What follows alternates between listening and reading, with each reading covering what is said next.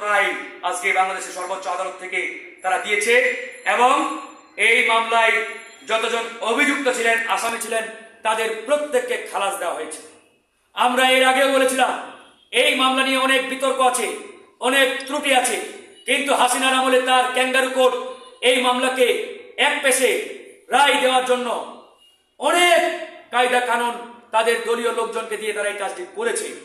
আপনারা জেনে থাকবেন আওয়ামী লীগ 2004 সালের সেই 21শে আগস্টের যে সমাবেশ, এই সমাবেশ প্রথমে তারা করার জন্য সরকারের কাছে আবেদন জানিয়েছিলেন মুক্তাঙ্গনে, অর্থাৎ গুলিস্তানে যে মুক্তাঙ্গন রয়েছে এই মুক্তাঙ্গনে পুলিশ তাদেরকে সর্বাত্মক সহযোগিতা সহ অনুমতি দিয়েছিলেন মুক্তাঙ্গনে সমাবেশ করার জন্য।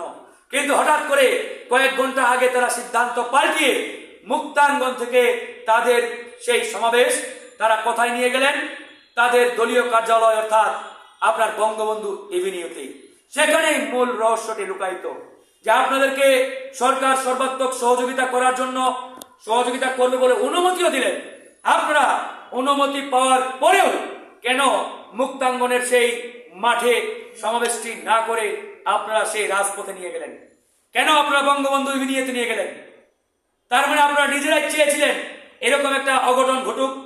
তার মানে এখানেই তো সন্দেহের মূল রহস্যটি, যে আপনারা নিজেরাই এই ঘটনাটি ঘটিয়েছেন কিনা এটা তো পরিষ্কার।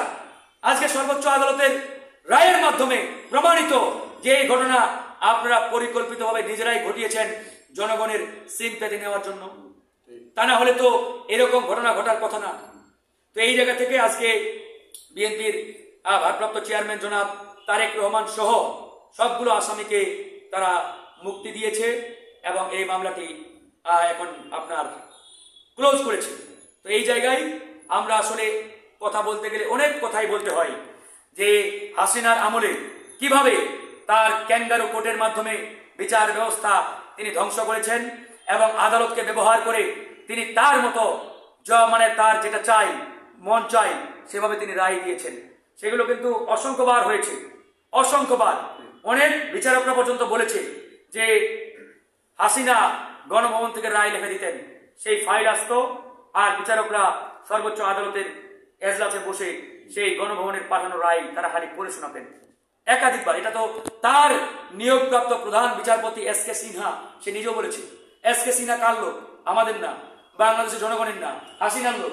হাসিনার নিয়োগপ্রাপ্ত প্রধান বিচারপতি এরকম একটা লোক, সে যখন হাসিনার সাথে বনিবনা হয় নাই, তাকে ঘাট ধাক্কা দিয়ে দেশ ছাড়া করলেন। এরপরে সে সত্য কথা বলা শুরু করছে যে আমার কাছে গণভবন থেকে রায় আসতো, আমি সেই রায় পড়ে শোনাতাম মাত্র, কিচ্ছু করার ছিল না। এভাবেই হাসিনা বাংলাদেশের বিচার ব্যবস্থাকে ধ্বংস করে দিয়েছে, আমরা তো দেখতে পাচ্ছি। তাই আমরা বলতে চাই, আজকে বাংলাদেশ ছাত্র জনতার যে বাংলাদেশ, জনগণের বাংলাদেশ, এই বাংলাদেশে বর্তমানে যে সরকার রয়েছে, এই সরকারের মাধ্যমে আমরা ন্যায় বিচারের দৃষ্টান্তগুলো ইতিমধ্যে দেখা শুরু করেছি। আগামীতে ইনশাআল্লাহ আমরা আশাবাদী এই সর্বোচ্চ আদালতের কাছ থেকে ন্যায় বিচার পাবো।